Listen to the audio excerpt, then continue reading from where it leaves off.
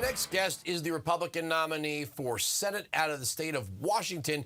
Let's take a look at a campaign video clip from Tiffany Smiley. Everyone said taking on a career politician would be tough, but I moved 8 times with 3 toddlers and a blind husband, so I think I got this. I'm Tiffany Smiley, Washington farm girl, political outsider, advocate, and nurse who's dedicated my life to standing up for our veterans. Now, with record gas prices, empty shelves, and crime on the rise, the career politicians are getting nervous. And they should be. I'm Tiffany Smiley, and I approve this message. All right, Tiffany Smiley, welcome to the program. Thanks for joining us. Thank you. Happy to be on. All right, so before we get into some of the issues, this is my first question to everyone running for Congress, and I think we just showed a clip of Joe Biden signing the $750 billion laughably named Inflation Reduction Act. Are you a vote to cut the spending? And when I say that, and this is something I think we were burned by after the Tea Party, that Republicans started to adopt the phrase proposed spending. So if they spent $80 million the previous year, they propose to spend $120 million, but then they say, look at us, we only spent $100 million. It's a $20 million reduction. No, it's not. It's a $20 million increase. So looking at what's happening right now, are you a vote to cut the actual spending?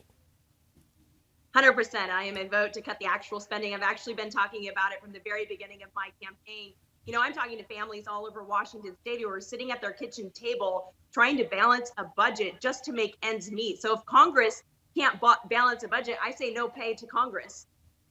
Yeah, I love that. When I hear candidates say that tacked on to term limits, that's music to my ears. But Absolutely. On your website, you talk about the quality of life.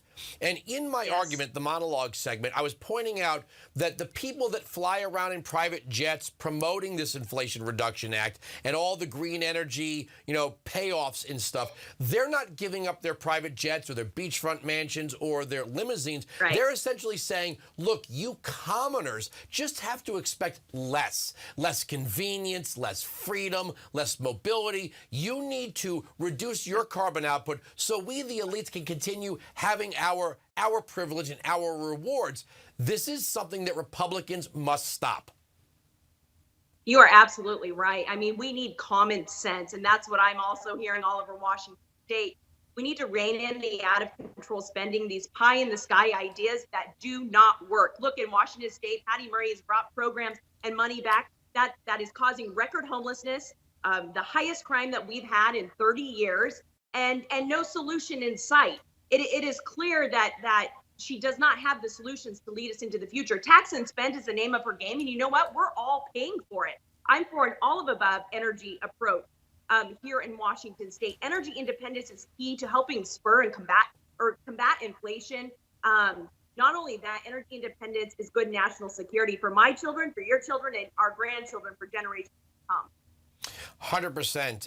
But it just seems like they just keep promising people. If you were watching some of the fanfare, it was like they were acting like they were saving mankind by spending another $750 billion that we don't have. And this belief that they could promise people an endless array of taxes on one group of people for offsets for another group of people, that's never worked. You can't spend your way out of inflation. And yet here we are after we watched the COVID relief packages that look, and I think conservatives bent as much as they could in favor of people that were put out of work or put out of their small businesses. The $35 million for the Kennedy Center, all the other ridiculous stuff that went in there.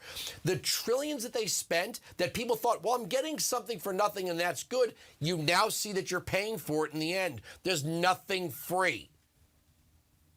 That's right. Patty Murray stood by Joe Biden with the COVID relief package and said that we are in a better place now. But I ask everyone all over Washington state, are we really in a better place? Everyone says, no, we're actually in a worse place. Patty Murray allowed $1 billion to go to criminals in the COVID relief package. That's unacceptable. She needs to be accountable to the voters here in Washington state. And we have to get Washington state and this country back on track. These midterm elections are very, very important. Career politicians are not our future. And like I said in my ad, they should be scared. Patty Murray came out attacking me 2 months prior to the primary. And I say, that is a bad look. Shouldn't she be coming back and talking about everything that she's been able to deliver for Washington state? Unfortunately, she can't.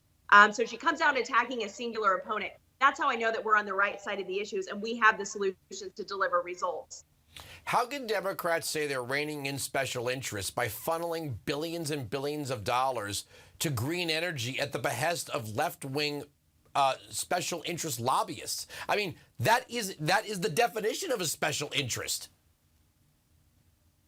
Absolutely. And, look, I'm talking to families on fixed income who are trying to decide, do I put gas in my car? Do I buy a gallon of milk? And meanwhile, Patty Murray is trying to tell them that you're going to have to buy a green car.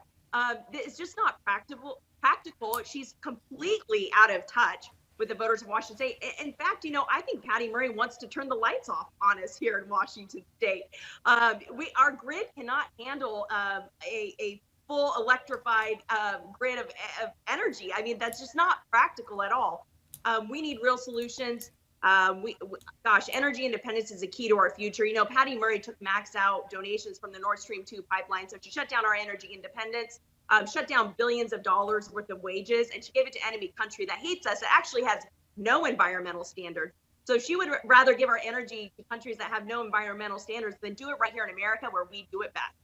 And one issue that has to be talked about whenever we're talking about these issues, we have 87,000 IRS agents coming online, no new Border Patrol agents. So they want to increase our reliance on inefficient green energy while increasing the number of people that are streaming across the border. I mean, how do they think this is all going to work? You're spending and spending and spending. Americans are watching inflation increase, gas prices increase, and the population increase. More people that have to be taken care of by government. More people are going to be turning the lights on or going to see the doctor or sending their kids to school. We can't afford to rein in the economy, reduce our energy output, and invite millions of people here. That's right.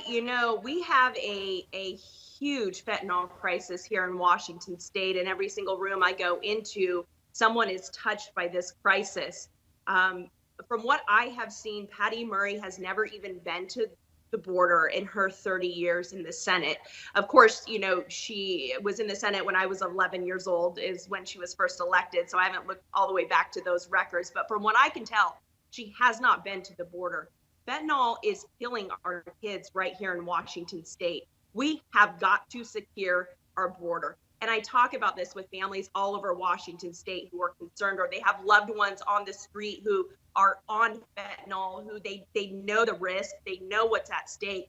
Patty Murray hosted a roundtable, and she was going to take ideas back to Washington, D.C. to see what she could do to combat the fentanyl crisis. But you know what? Hearings don't save lives. Action and solutions do. And we have got to secure the border immediately. I cannot wait to get into the Senate and work with my colleagues, work across the aisle to secure our border and save lives here in Washington State.